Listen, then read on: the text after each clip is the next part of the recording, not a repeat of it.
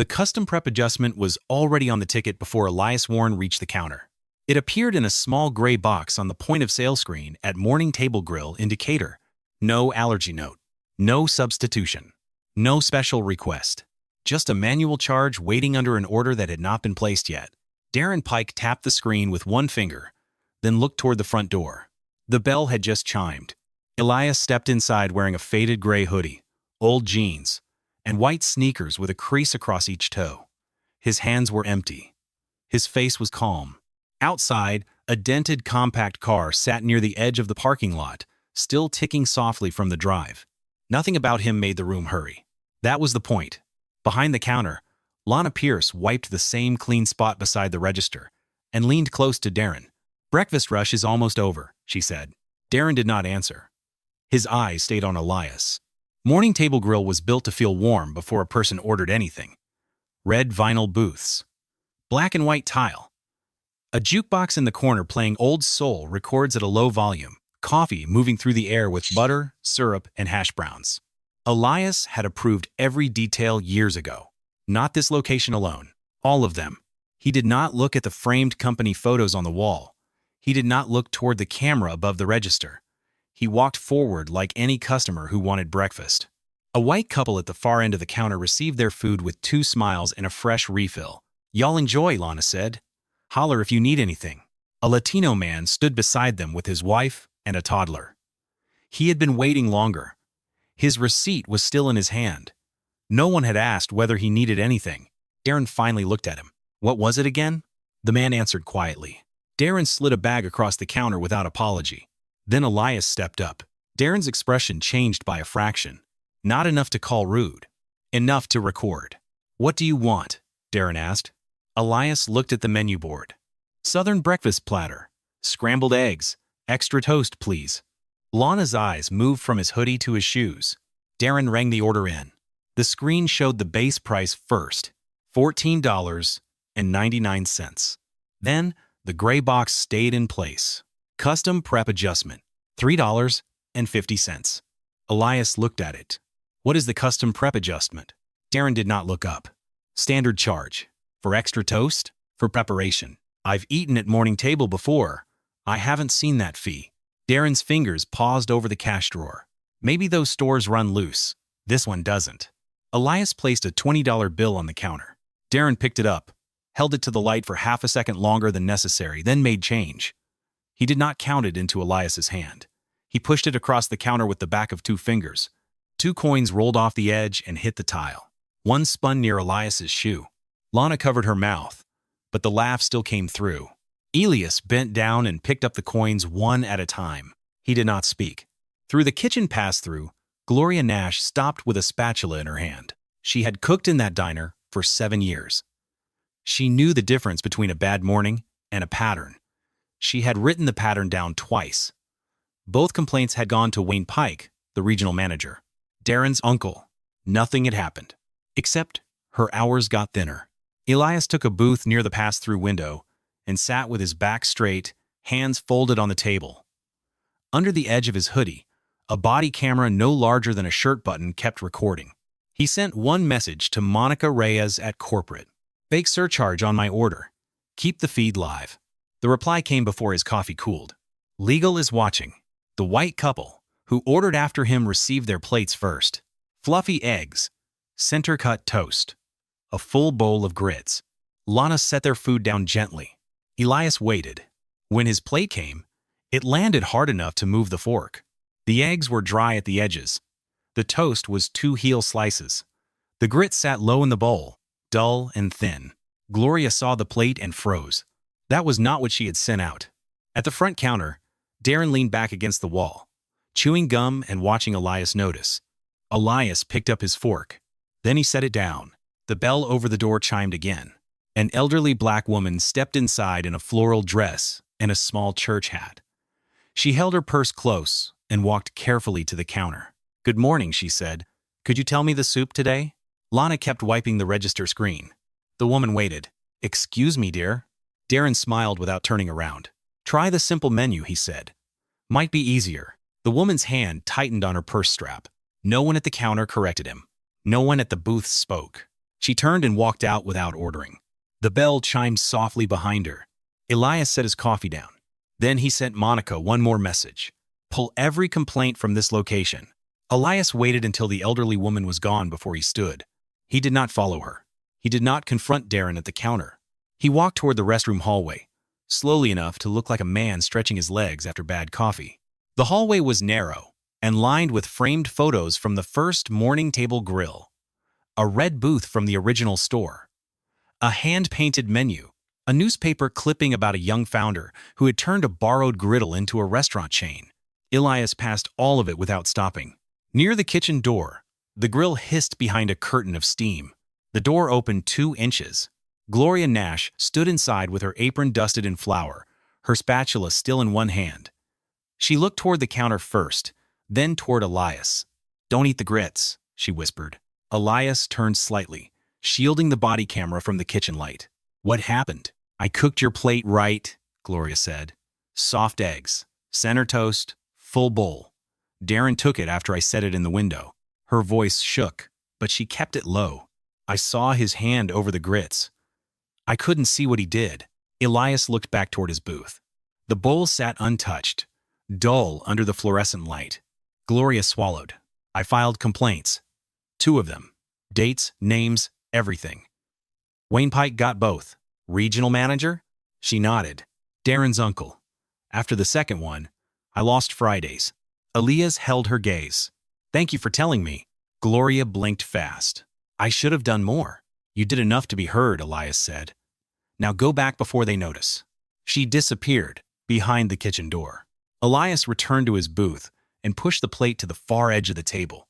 He took out his phone under the table. Food tampering possible.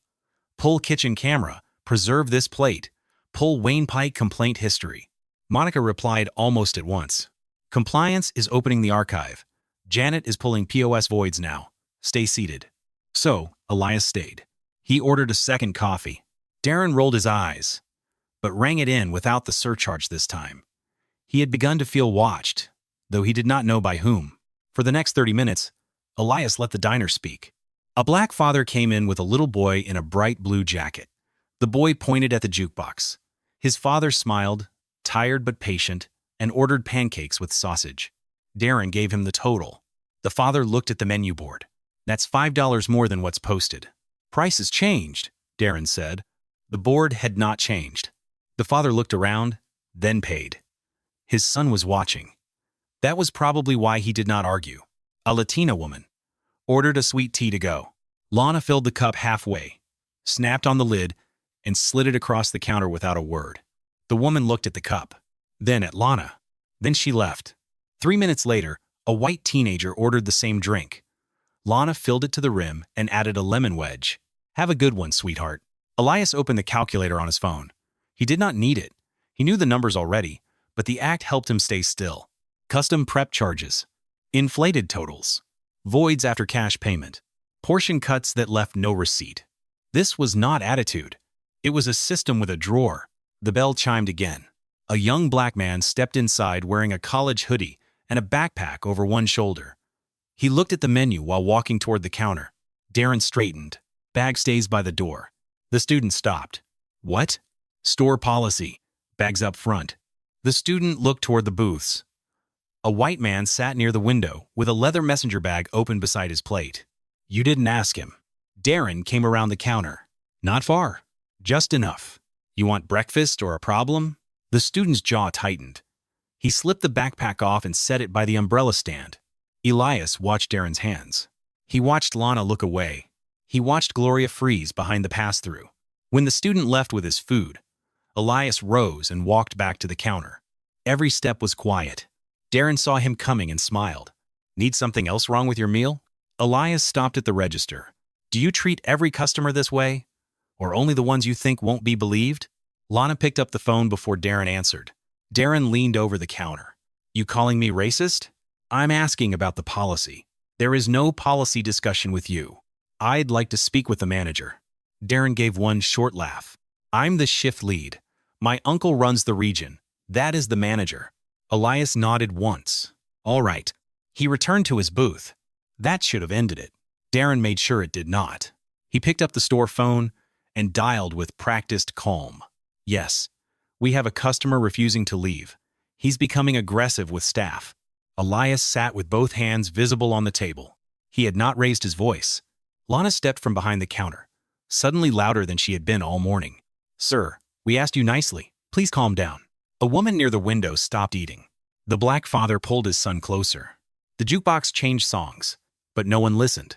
4 minutes later, a police cruiser entered the lot without lights. Officer Daniel Knox stepped through the door and read the room before he spoke. Darren moved first. That's him, he said. He's been harassing us. Officer Knox looked at Elias, then at the untouched plate, then at the bowl of grits pushed to the far edge of the table. Sir, he said, I'm going to ask what happened. Elias placed his license on the table. I asked about a charge. I asked about service. I have not refused to leave. Before Darren could interrupt, the front bell chimed again. Monica Reyes entered in a navy blazer with a tablet in one hand. Beside her was Janet Rowe from compliance, carrying a sealed evidence bag and a printed POS variance packet. Monica did not look at Darren. She walked straight to Elias's booth. Mr. Warren, she said, clear enough for the diner to hear, we have the body camera, the register feed, and the void logs. Darren Pike heard the name Warren before he understood the room. Mr. Warren. Not sir. Not customer. Mr. Warren. Monica Reyes set the tablet on Elias's table and turned the screen toward Officer Knox. This is a live operations feed from the Decatur location, she said. Body camera, register feed, kitchen pass-through, and point-of-sale history. Darren stepped forward. Wait, who are you? Monica finally looked at him. Monica Reyes, Chief Operating Officer of Morning Table Grill. Lana's hand slipped from the phone. The receiver knocked once against the counter before settling against the cord. Elias stood. He unzipped the top of his hoodie and touched the small camera clipped inside the pocket. My name is Elias Warren, he said, founder and chief executive officer of Morning Table Grill. The diner did not move. Even the grill seemed quieter behind the pass-through. Elias looked at Darren. Every location, every menu, every register, including this one. Darren's face changed in pieces. First confusion, then calculation, then fear. I didn't know, he said. Elias nodded once. That is what the record will show.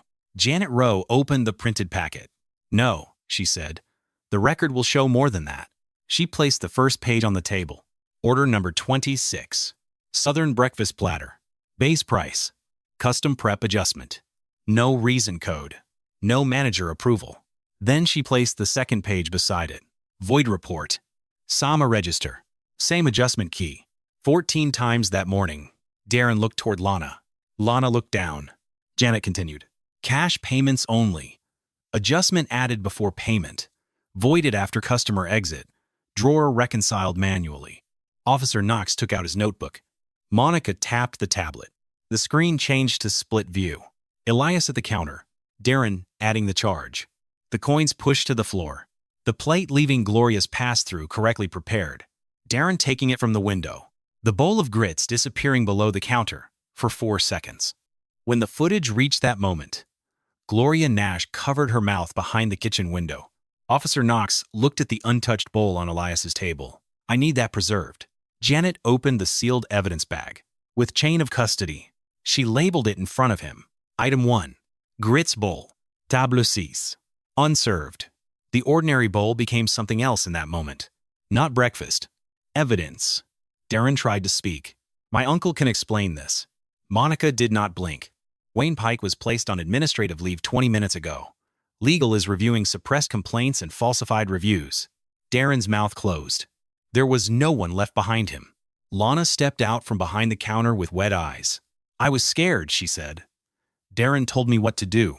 Janet slid 3 still images across the table. Lana voiding a surcharge. Lana half-filling a sweet tea. Lana laughing as Mrs. Lottie Green walked out.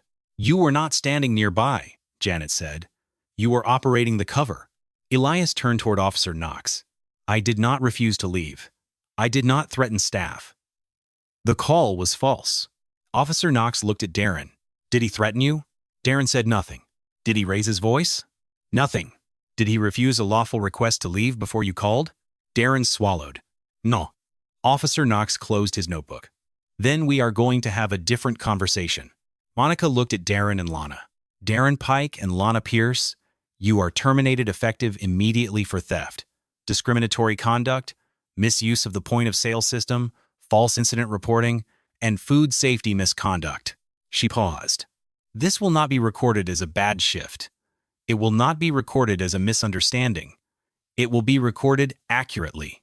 Janet looked down at her tablet. Disable both register profiles. 2 soft tones came from the terminal behind the counter. Darren Pike. Access suspended. Lana Pierce. Access suspended. Darren turned toward the POS screen, as if he could still make it obey him. The login box had gone gray. The same register he had used all morning to add charges, erase charges, and rewrite totals no longer accepted his number.